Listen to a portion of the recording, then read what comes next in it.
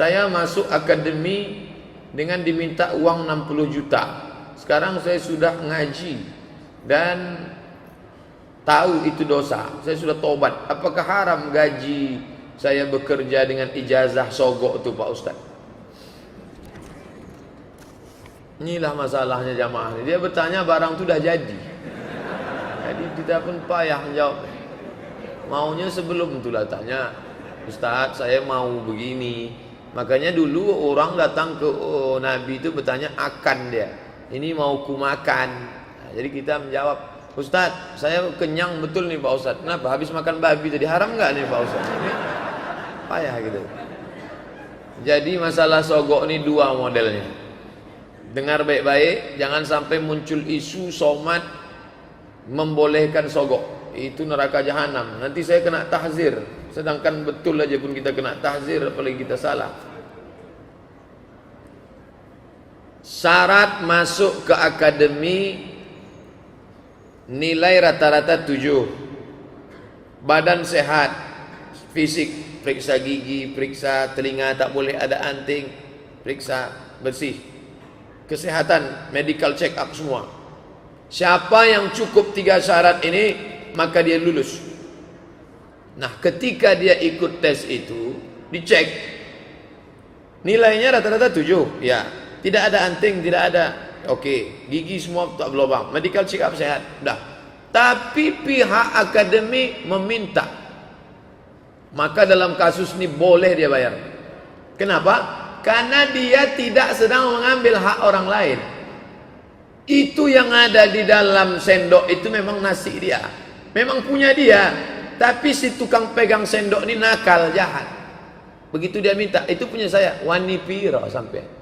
Berani berapa? Ini boleh dia bayar. Kenapa? Karena kalau tidak dia bayar, ini akan diambil oleh si Manung Khalid, akan diambil oleh si Hutapea, akan ambil oleh si Raja Guguk. Ini bisa terjadi pada saudara kita yang menjadi guru honorer. Sekarang berapa banyak guru-guru kewalahan umat Islam. Guru-guru banyak di waktu pengangkatan dulu. Nah, ini penting. Yang tak boleh itu begini. Syarat nilai rata-rata 7. Mesti telinga tak beranting, gigi tak bolong. Tiba-tiba bisa ditutupnya ini dengan bayar. Kamu bayar 100 juta, gigimu yang bolong itu bisa kami sumbatkan. Telinga kamu itu bisa kami buat seolah-olah tak ada anting. Dan nilaimu yang 6 ini bisa kami dongkrak. Itu haram. Nah, maka tentukanlah diri masuk kategori yang mana. Kategori yang mana saya ini. Nampak-nampaknya saya condong ke yang selamat aja lah Pak Ustaz. Bagaimana sistem keuangan dalam keluarga menurut Islam? Apakah memberi semua gajinya kepada istri atau berapa perlunya saja? Ya Rasulullah, ya Nabi sedang duduk di bukit Sofa, datang perempuan. Inna Aba Sufyan rajulun syahih. Sesungguhnya suamiku Abu Sufyan orangnya pelit, kedekut, kaya tapi pelit. Boleh tak ku ambil duitnya untuk makan anakku ya Rasulullah? Kata Nabi, ambil bil ma'ruf, secukupnya. Itu jatah perempuan. Makan, pakai, tempat tinggal, pendidikan, perhatian. Kira-kira Pekanbaru ini berapa layaknya jatah perempuan? Standar, tak terlalu tinggi, tak terlalu rendah. Jangan standarnya artis, jangan pula standar orang gelandangan. Yang sedang lah.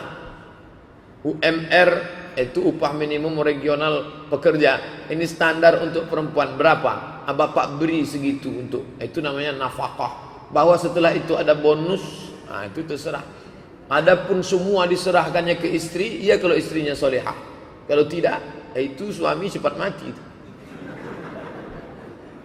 Masuk dia dalam kelompok ikatan suami takut bini. Mana yang lebih baik? Lanjut studi atau fokus ngapal Quran terlebih dulu? Bagus ngapal Quran. Andailah musim boleh diulang balik, tentu saya ngapal Quran dulu baru ke Mesir. Hafal Quran kita dulu bagus. Cara berpikir kita, terstruktur otak kita. Dan banyak orang-orang hafal Quran itu tak pikun. Karena otaknya bekerja terus. 1 hari 2 juz, cara berpikirnya. Nah, ini bagus. Nah, oleh sebab itu anak kemanakan saya Saya ingin bercita-cita mereka kalau boleh janganlah macam Ustadz Somad yang tak hafal Quran. Tapi kalau bisa anak cucu kita hafal Quran, bagus. Setahun pondok Padanaran yang di Jawa itu setahun program, masukkan ya, bagus.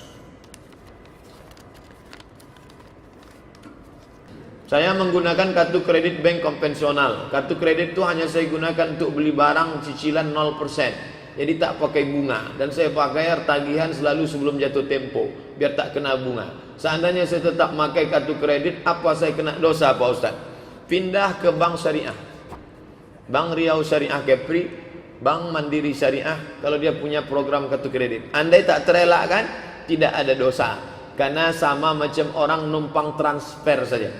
Tolong kirim duit ke saya Pak Ustaz. Ya, tafakuh, jual buku, orangnya di Bandung, di Jakarta. Transfer gimana? Kebetulan dia pakai konvensional, orang itu dia transfer. Maka hanya sekedar numpang lewat saja. Saya alhamdulillah agak lega sekarang, karena kami sekarang pakai bank BRI Syariah. Dulu beberapa tahun itu transfer gaji saya dari UIN Kementerian Agama dengan Bank Mandiri. Tapi bunga tak pernah diambil, hanya sekedar numpang lewat saja. Karena tak mungkin pegawai itu ngantar ke rumah. Nah, itu sekedar numpang lewat. Andai ada bunganya tak boleh dipakai. Nah, serahkan ke lembaga yang dinikmati orang banyak, panti jompo, anak yatim, fakir miskin, masjid. Niatnya bukan untuk sedekah, niatnya mengembalikan uang umat kepada umat. Tempat saya masih ada tradisi bakar menyan sebelum berdoa. Misalnya sebelum doa bersama, bagaimana hukum bakar menyan? Kemarin waktu Habib Syekh datang, pertanyaan-pertanyaan yang tak terjawab waktu Habib Syekh datang, yang kemarin segini, itu sudah saya jawab di Masjid Raya Senapelan. Kita buatkan videonya. Nah, jadi bapak yang waktu itu buat pertanyaan banyak, semuanya sudah kita jawab. Nanti akan diuploadkan. Kalau sudah selesai diedit, akan diuploadkan ke fanpage YouTube. Akan diuploadkan. Nah, turun kita ke bawah waktu itu di depan Habib Syekh kan banyak bukhur namanya. Bukhur itu asap. Asap itu terdiri dari dua. Yang pertama getah kayu. Getah kayu itu menyan. Dipotong kulit kayu itu keluar getahnya macam apa itu? Yang dipakai untuk gala-gala sampan. Sampan kayu sama kayu sampan supaya jangan masuk air. Damar. Damar tempat kita bau jin. Damar di Arab wangi, harum semerbak, menyan. Lalu kemudian ada satu lagi, ud namanya. Ain waw dal, ud. Bahasa kitanya gaharu. Gaharu. Dulu di Riau ini banyak. Dipotong, nanti di dalamnya ada kayu yang hitam sekali berminyak. Minyaknya itu, kayunya itu dibakar. 1 gramnya mahal sekali. Nah, itu kenapa itu dipasang? Untuk mengharumkan ruangan. Perempuan yang mau nikah itu kamarnya diharumkan. Orang Arab bukhur. Di Mesir pagi-pagi jam 6 pagi habis sholat subuh itu di pasar orang bakar menyan. Saya pertama lewat di pasar di Mesir, mereka manggil jin juga rupanya. Rupanya bakar menyan itu untuk pengharum ruangan. Jadi kalau dia bakar itu untuk pengharum ruangan tak masalah. Tapi kalau dia meyakini doanya itu sampai ke alam arwana dibawa oleh asap menyan, di situ masalah. Jadi gimana sikap kami Pak Ustadz? Besok balik kampung pas mau Idul Fitri tanya yang bakar, Pak, ini untuk pengharum ruangan atau ngantar doa ke alam arwana? Kalau kata dia doa kita ini sampai kena asap ini, siramkan air ke asap. Kalau berani. Ustadz, mudahan Ustadz dalam keadaan sehat. Amin. Ini Ustadz Ana mau nanya, saya menyukai seorang laki-laki, berarti perempuan. Tapi saya nggak tahu apa dia suka sama saya apa tidak. Saya bingung Pak Ustadz. Buka www.somadmorocco.blogspot. Kalau mau dapat langsung tulisannya, caranya mudah. www.google.com. Setelah terbuka Google, tulis di situ SOMADMOROCCO. MOROCCO. Setelah itu buatlah di ujungnya menawarkan. Nah, itu keywordnya, menawarkan. Nanti dapat tulisan saya, judulnya, dapat tulisannya. Bolehkah seorang perempuan menawarkan diri? Ini dia tulisannya. Bolehkah wanita melamar pria? Melamar tulis, menawarkan boleh, melamar. Ini tulisan sudah diupload 29 November 2011. Tulisan ini sudah saya masukkan 6 tahun yang lalu. Karena ada seorang jamaah bertanya, Pak Ustadz, itu orang baik betul, naksir saya sama dia, boleh saya nyatakan saya cinta kepadanya? Boleh bersyarat kalau laki-laki itu amanah, tapi tak langsung dengan keluarganya, dengan temannya. Aku ingin nikah dengan anak ibu yang ganteng itu, mau tak dia sama saya? Tapi orang tua amanah. Tapi kalau mulut dia ember, jangan, nanti malu. Begitu selesai langsung di-update-nya. Si Anu suka padaku, kasihan deh lu. Mau apa tak bengkak enggak gitu kan? Boleh menawarkan diri kepada laki-laki yang amanah. Dalilnya mana? Yang pertama, Syuaib menawarkan diri anaknya kepada Musa. Kedua, Khadijah menawarkan dirinya kepada Muhammad sallallahu alaihi wasallam. Speak up, ngomonglah. Jangan tahan di hati, nanti menggumpal jadi kristal. Ada saya belajar hadis mengatakan, kalau masuk bulan Ramadan, lepas pertanyaan kubur, selamat siksa kubur bagi orang yang rajin sholat, puasa. Pertanyaannya, apakah setelah hari raya malaikat bertanya lagi? Hadis ini tidak bisa dipahami secara tekstual. Futihat abwabul jannah, dibuka pintu surga. Ghulliqat abwabun nar, ditutup pintu neraka. Wasuffidat asyayatin, setan-setan dibelenggu. Orang yang dikubur berhenti ditanya. Itu maknanya busyra, kabar gembira supaya kita beramal soleh. Itu makna. Begitu disebut para ulama. Di antara yang mengatakan begitu Imam An-Nawawi dalam kitab Al-Minhaj Syarah Sahih Muslim Ibnu Al-Hajjaj. Maknanya kabar gembira. Setan dibelenggu, bukan setan itu dibelenggu. Karena kalau setan dibelenggu tak akan ada rumah makan hantu. Rumah makan hantu yang kepala tertutup, kaki terbuka. Itu kan ada setan. Apa sebabnya? Pengajian di tetangga saya sudah tahu hukum buka aurat, tapi dia masih buka aurat keluar rumah. Orang yang tetap buka aurat keluar rumah dua. Yang pertama jahil, yang kedua fasik. Orang yang tak tahu jahil, dikasih tahu. Orang yang fasik sudah tahu tapi tak mau tahu, itu fasik. Orang yang fasik, wallahu la yahdil qaumal fasiqin. Allah tak berikan hidayah kepada orang yang fasik. Jangan sampai kita fasik. Maka ngaji ini kalau sudah tahu, amalkan langsung. Sudah tahu tadi tentang hijab mesti tertutup ujung jari, beli hijab. Balik dari sini, kalau bisa langsung ke toko hijab. Jangan ke toko lontong dulu. Toko hijab langsung, amalkan langsung. Cari hijab XXL, double XL. Apa sebabnya Ustadz? Kalau saya menengok salib menggigil hati saya, setan. Saya tausiah di seberang pulau Batam. Batam 1,5 jam kami sampai. Tapi tak terasa 1,5 jam. Karena film yang diputar tenggelamnya kapal Panderwi. Meleleh air mata penonton menengok Zainuddin meninggalkan Hayati. Apa sebabnya? Kata ibu itu mirip macam ini. Saya terlalu terbayang salib, nampak salib. Jin kafir sedang masuk. Karena di salib itu ada jin kafir. Dari mana masuknya jin kafir? Karena ada patung. Kepalanya ke kiri apa ke kanan? Ada yang ingat kan? Itu ada jin di dalamnya. Jin kafir. Di dalam patung itu ada jin kafir. Makanya kita tidak boleh menyimpan patung. Jin kafir itulah yang mengajak. Makanya kalau keluarga kita di rumah sakit, di dalamnya ada jin kafir itu, tutup itu. Kalau sampai dia sakratul maut, kita tak ada di situ. Dia sedang diajak jin kafir. Berhasil. Berapa keluarga orang Islam yang mati dalam keadaan su'ul khatimah? Dipanggil jin, haleluya, mati kafir. Nauzubillah. Selamatkan orang Islam yang sampai mati su'ul khatimah. Kalau kau tak sanggup mengkafirkan dia waktu hidup, kafirkan dia menjelang kematiannya. Tak juga sanggup, antar dia ke makamnya pakai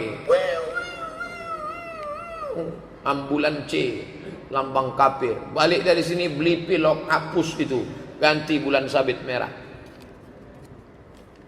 Bagaimana cara membayar fidyah puasa Ramadan selama 1 bulan?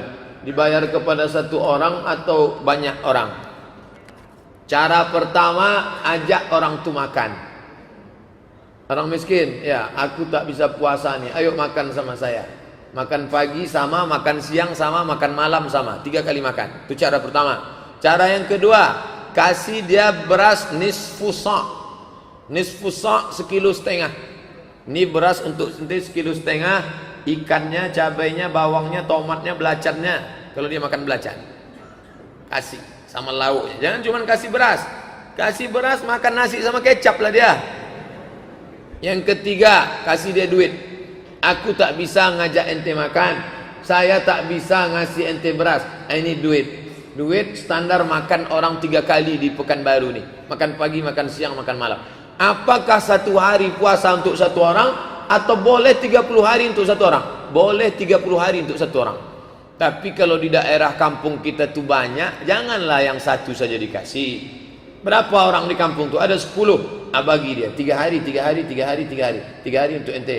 Ibu kasih 1 hari berapa? 50.000. 3 hari 150, 150, 150, 150. Begitu cara bayar. Pak Ustadz, bolehkah saya minta sepetak tanah kepada orang tua saya yang masih hidup untuk saya kelola?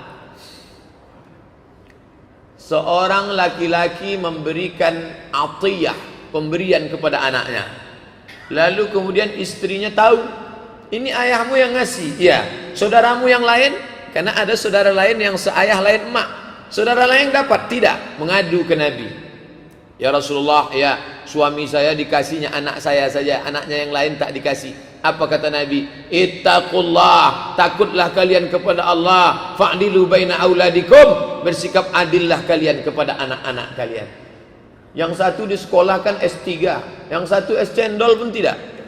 Nanti kecemburuan, putus silaturahim mereka. Yang satu dikasih ruko, yang satu dikucilkan. Kalau mau kasih, kasih semua. Kalau tak kasih, jangan semua. Kecuali dalam kasus berbeda. Kasusnya begini, anak pertama S3, anak kedua S2. Tiba-tiba ujung kelas 6 SD. Perempuan menyusul belakangan. Maka bapak yang bijaksana dudukkan. Engkau anakku pertama, kedua. Iya. Adik kalian ini, aku tak tahu umurku pendek nanti mati. Gimana dia ini? Maka aku kasih dia 2 ruko ya. Kata si abang nih, tak apa-apa ya. Ayah kok takut sama kami? Aku tak takut sama kalian. Bini kalian ni yang ku khawatirkan. Iya, kata abangnya yang 2 ni. Setuju ya? Iya. Setuju ahli waris. Begitu. Jangan diam-diam dia dikasih. Nanti setelah meninggal dia jadi bom waktu. Abangnya izin. Kata istrinya, masa adik itu dikasih? Itu tak betul tuh bang. Saya sudah ngaji kok dengan Ustadz Somad. Ustadz Somad pula disebutnya. Jadi hukum itu tidak saklek, tidak kaku. Ada pembahasan-pembahasan. Mengapa Ustadz jarang ceramah di Kuansing? Karena tak ada jadwal atau gimana? Kuansing tak pernah ngundang saya. Ngundangnya 3 hari mau pengajian. Ya antara tempat yang tak pernah saya datang, Kuantan Singingi, Bengkalis. Asal mau ngundang seminggu mau acara, tak bisa. Kalau mau ngundang saya 6 bulan sebelumnya. Sombong betul Ustaz. Ustaz malam ini di mana? Saya di musola di ujung Taman Karya. Musola.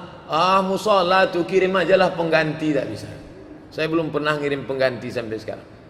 Kalau saya tak bisa, saya bilang tak bisa. Adapun pengganti, nanti pengganti itu mencari pengganti, pengganti itu mencari pengganti. Itu namanya ustadz bersanad. Tak bisa. Sumpah orang gitu. Sedang tak disumpah orang aja udah kurus macam ini, apalagi disumpah. Akan sumpah ustadz itu gitu. Memang dia tak marah, tapi hatinya berkecai. Apakah air seni binatang, sapi, kambing, kuda tak merupakan najis? Najis. Apa tak najis? Najis. Karena saya pernah mendengar ada yang mengatakan air seni binatang tidak najis. Itu kan Ustadz MT itu. Ustadz abal-abal sakit hatinya kawan. Ustadz Majelis Tafsir Quran. Ada dulu di-upload. Ini tidak najis, dia tak belajar. Dia tak baca, dia tak bisa baca kitab tafsir.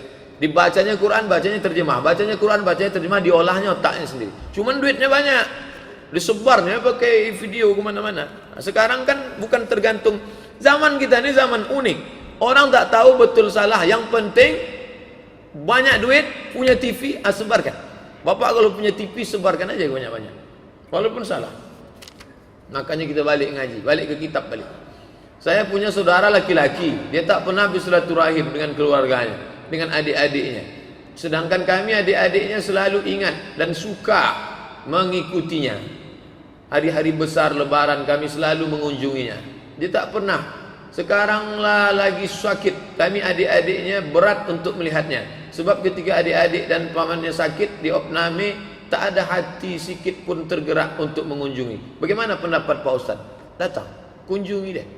Sedangkan orang Yahudi dikunjungi Nabi. Masalah dia dulu begini, bla bla bla bla bla bla bla. Allah Ta'ala maha menghukum kalau dia salah. Adapun kita menghukum manusia, iya kalau dia betul salah. Kalau dia punya alasan lain, maka husnuzan. Ijtanibu katsiran minaz-zan. Berprasangka baik.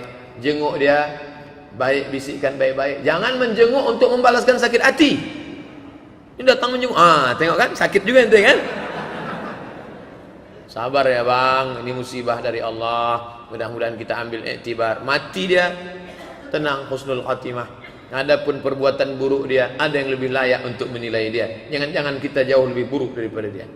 Mengapa kita dilarang memakan bunga bank riba? Saya minjam duit 1 juta, saya bayar 1.200.000. Bapak pinjam duit 10 juta, Bapak bayar 12 juta. Bapak pinjam 100 juta, Bapak bayar 120. Terkumpul uang orang yang teraniaya, terzalimi tadi, diambil oleh orang yang punya keuntungan, dibagi duit haram. Tak ada yang terzalimi Pak Ustaz, mereka sama-sama ridha kok. Kalau begitu cara berpikir kita, kalau sama-sama ridha tak dosa, maka tak ada hukum zina. Karena orang berzina itu sama-sama ridha. Ridha orang satu pekan baru untuk tidak berjilbab, maka tidak menghalalkan hukum Allah. Itu bedanya hukum manusia dengan etika moral. Ketua sidang parlemen memukul palu, mengatakan bahwa laki-laki dengan laki-laki boleh menikah. Apakah anggota parlemen setuju? Setuju. Islam tak bisa. Kalau Allah katakan haram, sepekan baru mengatakan halal, dia tetap haram. Inilah yang terjadi sekarang. Sekelompok orang, profesor, doktor, kiai, haji, buya, ustad, dukung terus channel Hijrah Reaction. Terima kasih. Menghalalkan hukum Allah Subhanahu wa taala.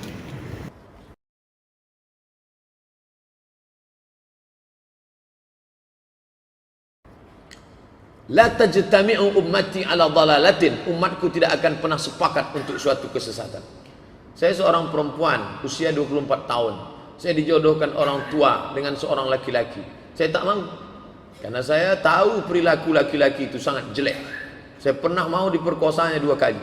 Untunglah Allah masih sayang sama saya. Sudah saya ceritakan masalah tersebut kepada ayah saya. Tapi ayah saya tetap tak peduli. Apakah saya berdosa menolak perjodohan itu? Kalau saya lari dari rumah, apakah saya berdosa? Janganlah lari dari rumah. Nanti kalau saya katakan boleh, anak ini betul-betul lari, hilang saya dicari orang. Wa amruhum syura bainahum. Orang beriman memutuskan perkara dengan musyawarah. Mungkin ayah tadi sudah tua, mungkin ayah tadi sudah termakan budi. Diam-diam selalu dia minum warung kopi dengan anak lajang ini. Supaya dia menolak. Abang kan ada, adik kan ada, pakcik kan ada, paman kan ada. Makanya wali perempuan itu 3 arah. Perempuan di tengah, ada wali di atas, ayah, datuk. Ada wali di samping, pakcik, abang ayah, adik ayah. Ada wali di bawah, abang sama adik. Dudukkan mereka sama-sama. Bang, dek, pakcik, ini ayah tak mau nerima. Aku bersumpah demi Allah, wallahi tallahi billahi dia pernah memperkosa aku. Sampai hati kalian akan menikahkan aku dengan dia. Musyawarahlah bersama. Jangan sikit-sikit lari, sikit-sikit lari. Memang kuat lari. Tak bisa, lari-lari aja. Musyawarah, duduk bersama. Bapak ni pun kenapalah dipilihnya pula anak. Begitu banyak anak-anak lajang di FSRMM, di Irma. Hanya Iza ja'akum man tardawna dinahu. Kalau datang kepada kamu laki-laki yang kamu suka agamanya, wa khuluquhu baik akhlaknya, fazawijuhu, nikahkan dia. Ini orang mau memperkosa, kenapa mau nikahkan sama dia? Kapan masanya suatu ayat itu digunakan untuk saat ini, dan kapan suatu ayat itu hanya berlaku sebagai bahan pelajaran di zaman dulu? Sebab saat ini jika ada suatu kejadian lalu dikaitkan dengan satu ayat, tapi jika ditanyakan kepada ustaz dan guru lain, mengatakan ayat itu berlaku pada zaman Nabi, tak berlaku lagi di zaman sekarang. Ada orang minum kamput jam 8. Minum kamput jam 8. Ente kenapa minum kamput jam 8? Yang penting jam 12 nanti kan tak mabuk. Mana ayatnya? La taqrabus salah. Jangan engkau dekati salat wa antum sukara. Waktu kau sedang mabuk. Artinya kalau sedang tidak dekat salat boleh mabuk. Jam 8 mabuk dulu, bro. Jam 9 mabuk. Nanti udah dekat-dekat mau salat baru kita tak mabuk. Ayat ini tak berlaku lagi sekarang karena ayat ini sudah mansukh. Di mana bisa kami baca itu Pak Ustadz? Usul fikih. Usul fikih dulu dipelajari. Qawaidul fikih, usul fikih, fikih muqaran, fikih ibadah, fikih muamalah, fikih munakahah, fikih siasah. 7 untuk memahami fikih. Sekarang pelajaran-pelajaran ini dipotong, disunan. Umat ini menjadi jahil. Akhirnya dia baca Quran, dia pahami sendiri.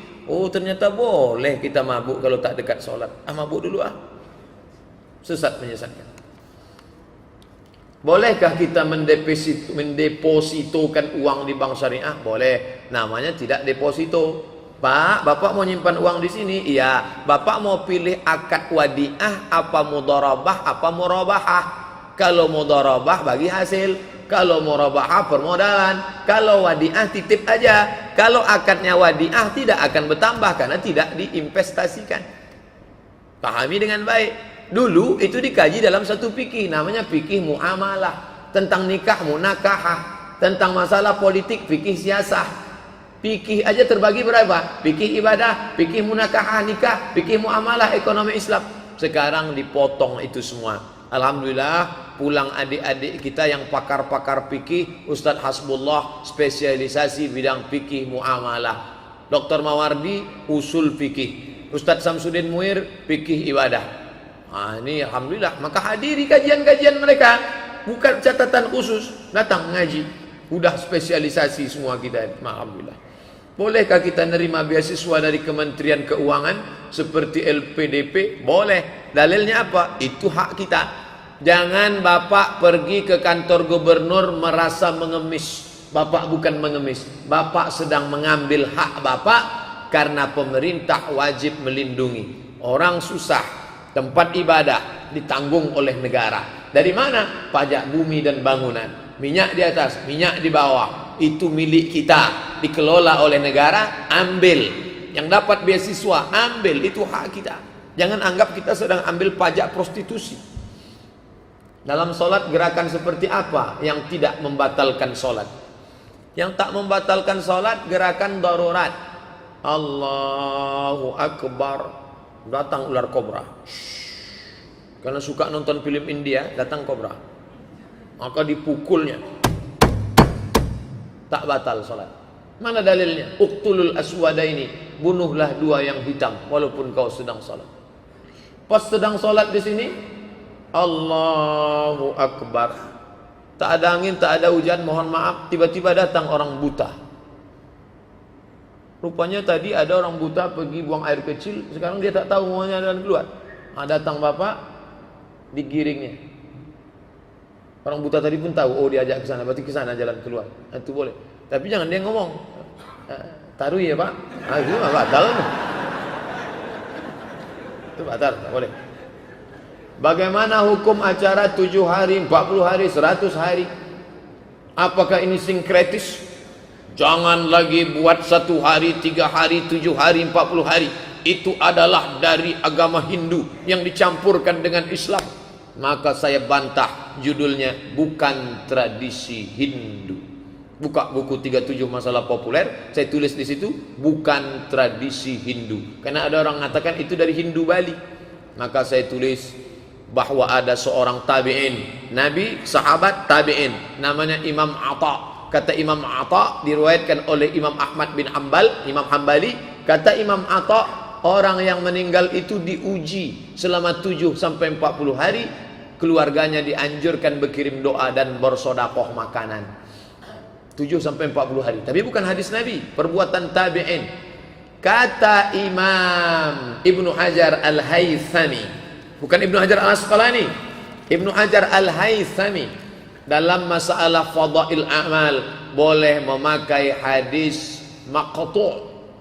Kalau hadis itu sampai ke Nabi namanya marfu', kalau sampai ke sahabat namanya mauquf, kalau sampai ke tabi'in namanya maqtu'. Bersedekah 40 hari 40 malam itu bukan marfu', bukan mauquf, tapi maqtu'. Yang mau buat tak apa-apa, yang tak mau buat pun tak apa-apa. Jangan sampai orang miskin ngutang bubur kacang hijau. Kita yang bawa makanan semestinya, bukan kita yang memakan harta orang susah. Tapi kalau ada anak orang kaya, dibuatnya nasi kotak, lalu dia umumkan, Bapak Ibu sekalian, tetangga kerabat andai tolan, ini bukan harta anak yatim, ini bukan harta warisan bapak kami, ini adalah murni sedekah saya anaknya. Saya pulang dari Pekanbaru mau berbagi, makanlah. Apa tak tahu kalian di saya ini orang kaya?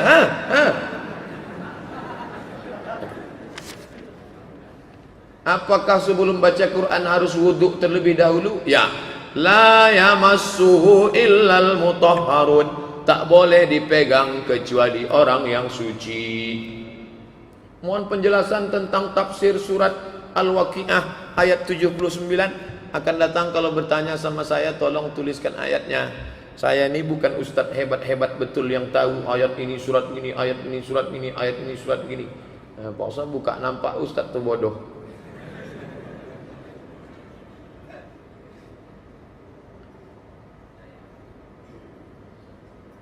Sebentar ya, Bapak Ibu yang tak sabar mau pulang, pulanglah.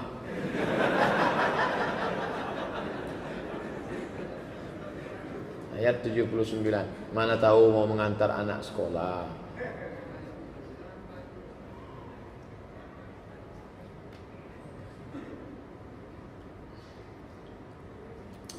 Ayat 79. A'udzubillahi minasyaitonir rajim. La yamas, itu ayat yang saya baca tadi. La yamassuhu illal mutahharun. Tidak diboleh dipegang kecuali yang suci. Itu kan Al-Quran di Lauhil Mahfuz Pak Ustaz. Yang tak boleh megangnya malaikat, yang boleh dipegang hanya boleh malaikat. Itu penafsiran Daud Zahiri.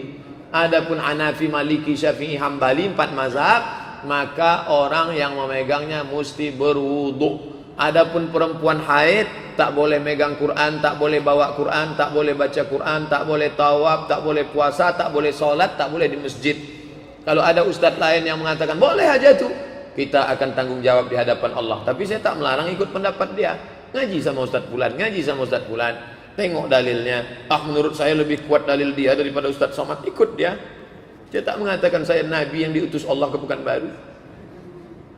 Adab-adab di kuburan saat mengkebumikan jenazah, baik laki-laki maupun perempuan Pak Ustadz. Perempuan tidak dianjurkan untuk ikut pemakaman. Sebagian pendapat makruh, tak dianjurkan. Kenapa? Karena perempuan itu jiwanya rapuh dan terlalu dalam ingatannya, sehingga kalau nampaknya nanti lubang kubur suaminya itu, seumur hidup dia menangis saja bawaan. Asal mau makan, kenapa Bu? Terbayang terus. Tapi laki-laki tidak. Laki-laki itu orangnya tegar. Jangankan meninggal, masih hidup pun tegar. Laki itu tegar. Saat berdoa, bagaimana adabnya Pak Ustadz? Li'ai yajlisa ahadukum ala jamratin minan nar. Duduk kamu di bara batu api neraka. Fatuhriqu siyabahu, terbakar pakaiannya sampai kulitnya terbakar. Khairun, lebih baik, min an yajlisa ala qabrin, daripada duduk di atas kubur. Jangan duduk di atas kubur, jangan menginjak kubur. Yang paling afdal menenteng sendal waktu lewat di atas kubur, dianjurkan. Tapi kalau khawatir kaki tertusuk duri kena batu, boleh pakai sendal. Tapi ada nanti nampak orang menenteng, itu adab. Tapi kalau dia khawatir nginjak, tempat kita tak khawatir nginjak paku, tai sapi banyak. Maka pakailah sendal. Tapi menginjak jangan sampai. Pemakaman, mengantar ke pemakaman bagus, tapi menginjak haram. Ini sekarang orang menginjak makam, menduduki makam, dan menjadikan makam sebagai asbab. Duduk di makam, menginjak makam, asbab makam. La ilaha illallah. Tak boleh, haram. Saat berdoa, sebagaimananya tukang doa, posisinya apa? Menghadap kiblat atau cukup menghadap kubur? Menghadap kiblat. Ini kepala. Kalau menghadap kiblat, ini kepala. Kepala ini kaki. Maka di sini dia menghadap ke kiblat. Badannya di sini, kepalanya menghadap ke kiblat. Menghadap ke kiblat. Andai dia membelakangi kiblat, ya tak apa-apa. Solat yang tak boleh membelakangi kiblat. Adapun berdoa, afdal tak afdal. Jangan satukan antara afdal tak afdal dengan sah tak sah. Perkenalkan, ana merupakan salah seorang mahasiswa tingkat akhir di salah satu perguruan tinggi di Pekanbaru. Bagus. Mahasiswa mau ngaji itu alhamdulillah. Kalau ada orang tua ngaji, memang sudah layak, bagus. Begini, ana tinggal di Pekanbaru ini ngontrak bersama satu orang sahabat ana. Tepatnya kami ngontrak di rumah saudara sahabat anak itu. Di rumah itu dia juga kakak adik kandung yang selalu tidak akur, selalu bermusuhan dan saling membenci. Pada suatu hari, panjang ceritanya nih Bu. Pada suatu hari terjadilah perkelahian hebat antara keduanya sehingga sampai mendatangkan polisi untuk penyelesaiannya. Sengaja kami yang ngontrak di rumah itu merasa tidak nyaman karena ada satu pihak yang membuat kami tak nyaman. Ketika kami pulang kampung, orang tua kami ceritakan mengenai kejadian tersebut sehingga orang tua kami membantu kami dengan memberikan semacam obat-obatan untuk menyatukan kedua adik kakak yang saling akur tadi. Tapi obat itu didapat dari orang pintar, dukun. Man ataka hinan, siapa yang datang ke dukun, fasaddaqahu bima yaqul, ambil rambut abangnya, ambil rambut adiknya, nanti dibakar, disatukan, dibaca jampi-jampi, masukkan ke air minumnya, habis itu dia akan akrab. Kenapa dia bisa akrab? Jin masuk ke dalam hatinya, akrab. Jin yang memisahkan, yufarriquna bihi bainal mar'i wa zaujih, memisah orang suami istri, memisah orang adik beradik. Yang satu lagi, menyatukan yang sedang bermusuhan, mahabbah. Kan baik Pak Ustaz, apa salahnya?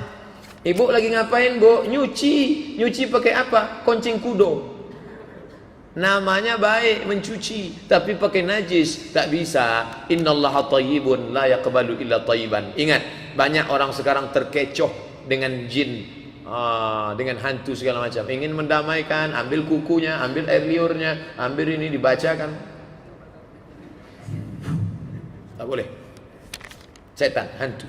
Satu lagi Pak Ustaz, iyalah, tolong doakan kami semoga lancar dan mudah dalam menyelesaikan tugas akhir, insyaallah. Kuliah di Indonesia, dosennya orang Indonesia, pakai tradisi Indonesia, bawalah roti mari ke situ. Jadi kawan saya ini tingkat 1 tak lulus usul fikih, tingkat 2 tak lulus usul fikih, tingkat 3 tak lulus usul fikih, tingkat 4 tak lulus usul fikih. 4 tahun 1 mata kuliah tak lulus, tak pulang. Ditelepon sama ayahnya, Assalamualaikum, Waalaikumsalam. Kau kenapa belum pulang nak? Ada 1 mata kuliah ya. Apa? Usul fikih. Belum lulus juga? Belum. Bawalah roti mari ke situ katanya. Disangkanya macam di Indonesia, Mesir tak melaku roti mari. Kalau tak lulus sampai mati tak lulus 1 mata kuliah. Akhirnya ada Ustadz Saprudin Sa'an, anggota DPR provinsi dulu. Dia punya kawannya itu tak lulus mata kuliah di Azhar. Tak bisa pakai sogok roti. Di pakunya diktat itu, pakunya digantungkannya di leher. Mata kuliah ini memperlambat nikah dan pulang kampung. Hazihil maddah tuakhiru zawaj war rujuk ilal balad. Berjalan dia di Azhar, dipanggil sama saya Azhar. Apa mata kuliahnya? Lulus, pulang. Tanya sama Ustaz Saprudin saya. Tapi saya tak begitu. Saya lulus karena memang belajar. Yang nanti Ustaz itu cerita tentang diri dia tuh. Enggak. Apa hukum gadai Pak Ustaz? Gadai boleh, Makanya dalam fikih ada namanya bab rahnun, gadai. Pak, saya minjam duit bapak ya. Ya, nanti saya bayar tanggal 1 Januari. Itu namanya dain, hutang. Pak, saya minjam duit bapak ya. Berapa? 10 juta. Ini surat tanah saya. Kalau sampai tanggal ini saya tak bayar, senilai 10 juta ini ambillah. Itu namanya gadai. Kalau pinjam tak ada jaminan. Kalau ada barang jaminan namanya gadai. Yang jelas terdapat bunga seperti gadai BPKB. Kullu qardin jarra naf'an fahuwa riba. Setiap gadai pinjaman yang mengambil keuntungan maka dia riba. Kugadaikan surat kapling sawit saya 2 hektar ya. Ya. Selama duit tak balik, hasil diambilnya terus.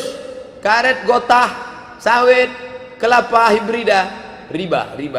Kullu qardin jarra naf'an fahuwa riba. Tapi udah tradisi kami dari nenek moyang Pak Ustaz. Apakah nenek moyang menghalalkan? Enggak. Apa hukum leasing? Duit sama duit riba. Duit dengan barang tidak riba. Somat Maroko kredit, enter. Baca tulisan baik-baik. Bagaimana hukum hasil kerja di tempat yang riba itu Pak Ustaz? Hasil dari riba ya riba. 4 yang dilaknat. La'anallahu akilar riba, Allah melaknat yang makan riba. Wa mukilahu, yang dikasih makan riba. Wa katibahu, penulis administrasinya. Wa syahidaihi, 2 orang yang jadi saksi. Semua kena laknat riba. Bagaimana seorang lebih sering memakmurkan masjid yang jauh ketimbang yang dekat? Nah, ini nyindir saya nih. Saya ceramah sana, ceramah ini dekat rumah saya ketua masjid. Saya tetap sholat ke masjid. Maka saya umumkan supaya jangan jadi fitnah ke pengurus. Kalian tahu jadwal saya. Tadi malam jumpa pengurus habis asar semalam. Besok saya mau ke Dumai. Habis dari Dumai ke Tanah Putih. Dari Tanah Putih pagi dengan Profesor Samsul Nizar di Stein Bengkalis. Nah, nanti kalian kalau saya tak ke masjid ini jangan bilang saya sholat di rumah. Jadi fitnah nanti. Jadi mesti ada tabayun, klarifikasi. Adapun bapak yang masjid dekat rumahnya, makmurkan rumah. Kalau sampai di dekat rumah itu tidak ada orang sholat, satu kampung dikuasai setan. Istahwazat alaihimus syayatin. Tapi kalau subuh Ahad besok kemari, karena Dr. Mustafa Umar, di sana masih tetap ada sholat berjamaah, ya tak apa-apa. Saya menikah, tapi saya tak bisa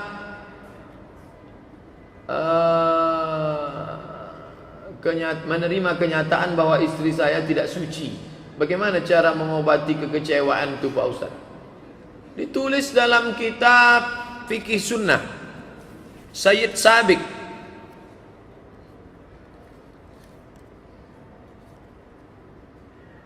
Fikih Sunnah Sayyid Sabiq, begini bunyi kalimatnya.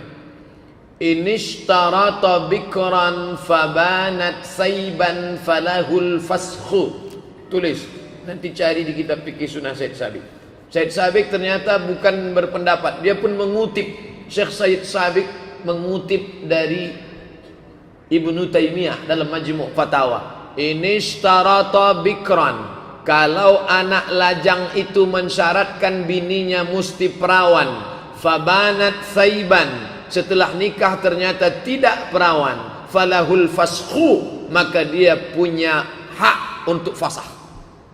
Pagi-pagi dia bilang, ternyata tak sesuai dengan syarat, sesuai dengan yang tertulis di botol aqua, do not accept if cell is broken. Maka dengan ini kunyatakan fasakh. Fasakh artinya pembatalan pernikahan. Nah, sekarang antum nampaknya dia tidak mau fasakh, dia menerima, karena bunyi pertanyaannya bagaimana cara mengobati kekecewaan. Tak bisa. Tak bisa. Tapi ada sebagian orang, apalah arti sebuah keperawanan, kata dia. Ada laki-laki, aku bisa menerimamu apa adanya Adinda, kata dia. Oke lah, tapi jangan putih. Hidup ini putih atau hitam. Kalau memang putih, jaga dia baik-baik. Tapi jangan diungkit-ungkit. Kalau memang hitam, lepaskan dia baik-baik. Kalau pegang dia baik. Kalau lepaskan dia baik. Jangan abu-abu. Ketika hati sedang senang, ku terima kau apa adanya. Ketika sedang marah, kau pun dulu tak perawan kok. Nah, itu tak baik. Akhirnya perempuan itu nanti lama-lama dia lari, macam yang tertulis di gerobak truk. Bukan perpisahan yang kutangisi, caro nandak lama.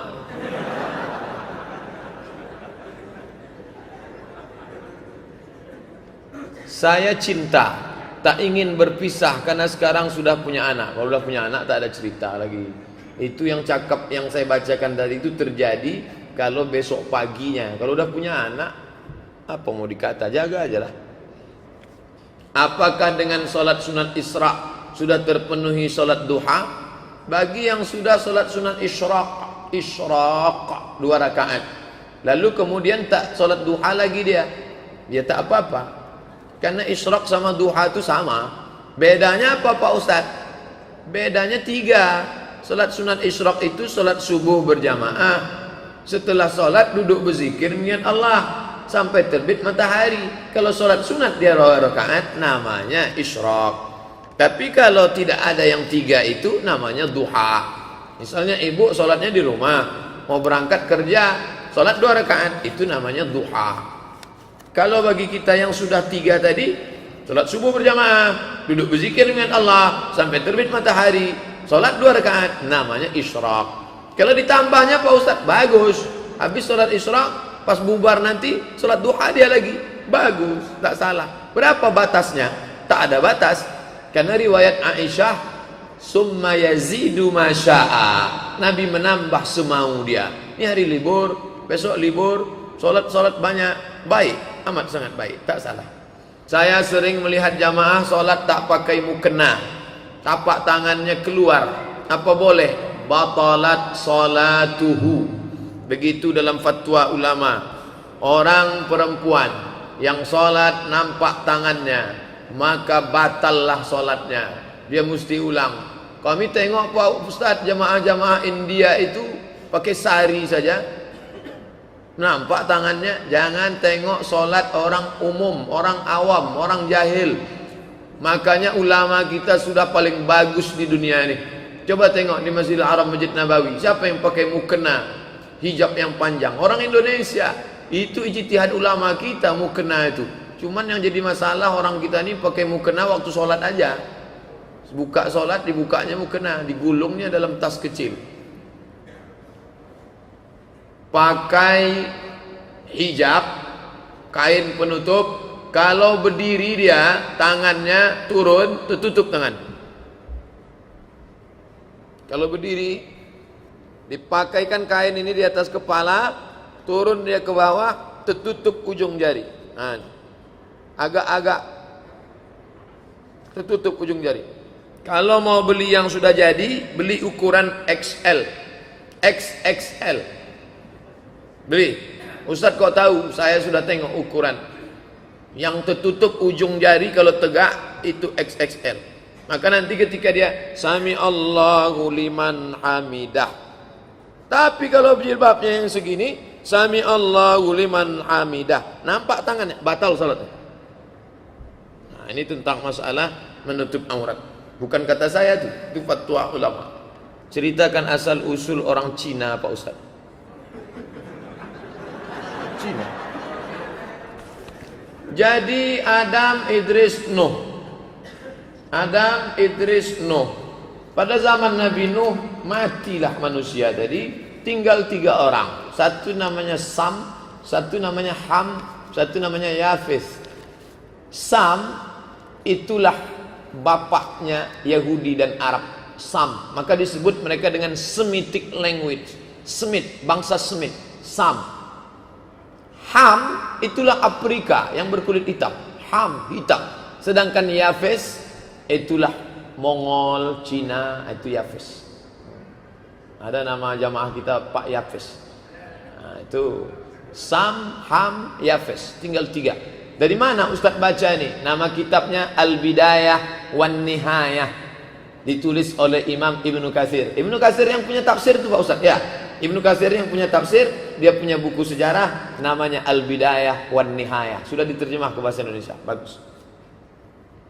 Lalu kita Pak Ustaz, kita ini yang mana? Sam, Ham, Yafes. Cucu cicit Sam, India. Cucu cicit Yafes, Cina. Nikah India ini dengan Cina, lahir anak, diambilnya yang buruk-buruk. Kulit diambilnya kulit India, mata diambilnya mata Cina, rambut diambilnya rambut Cina, hidung diambilnya hidung Cina, hitamnya diambilnya hitam India. Itulah dia nenek moyang kita ini. Laos, Kamboja, Vietnam, Thailand, Indonesia, Malaysia, Brunei Darussalam. Cina tidak, India tidak. Kulit India, hidung Cina. Nasib kita lah itu. Saya mahasiswa usuluddin. Usul artinya dasar, fondasi. Din agama, usuluddin dasar agama. Di situ ada 3 jurusan: tafsir hadis, akidah filsafat, perbandingan agama. Mengapa di Indonesia tidak membuat program islamisasi mengajak orang kafir masuk Islam? Sedangkan agama Kristen sudah membuat program kristenisasi. Ya dana, ya dana, ya dana, ya dana. Itu judul lagunya. Masuk kita ke kampung Talang Mama yang Kristen, jalannya mulus, semenisasi. Pipa air ada, program air bersih. Gereja cantik, 3 cirinya. Jalan semenisasi, ada air bersih, gereja cantik. Islam tak ada. Oleh sebab itu keresahan adik kita mahasiswa kalian mesti balas. Setelah kalian nanti jadi pejabat, jadi orang, kalian balas sakit hati. Itulah yang kita presentasikan kemarin. Jamaah menyumbang, akhirnya terwujudlah. Kebetulan bapak insinyur kita pandai masalah air nih. Nanti akan di tembok ini ada air terjun di tembok, kumpul air, nanti bisa turun ke musola mau disalurkan. Kemudian masjid yang buruk, macam katanya tak sanggup menyebutnya, buruk jelek, sudah tegak berdiri. Itu fotonya kemarin. Itu sumbangan dari jamaah kita. Semenisasi jalan, nah itu kita tak sanggup.